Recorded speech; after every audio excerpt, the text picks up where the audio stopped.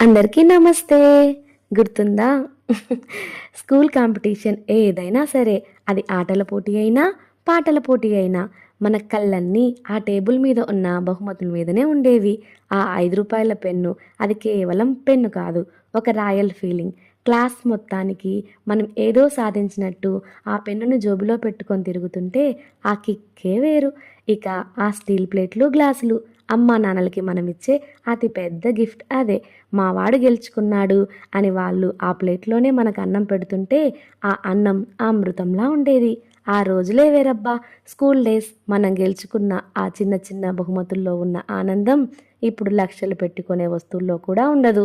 వస్తువు విలువ తక్కువే కావచ్చు, కానీ దాని వెనుక ఉన్న మన చిన్ననాటి కష్టం, ఆ మెడల్ మెరుపు, ఆ చప్పట్లు ఎప్పటికీ మర్చిపోలేం కదా. మా పిల్లల బహుమతుల్లో మన చిన్నప్పటి జ్ఞాపకాలు నెమరు వేసుకుంటూ, ప్రేమతో మీ టీచర్ అమ్మా. సిద్ధి కూడా సూపర్ కదా, బాగా చదువుతాడు, రోజు స్కూల్కి వస్తాడు, చెప్పిన వర్క్ అంతా బాగా చేస్తాడు. క్లాస్ కొట్టండి.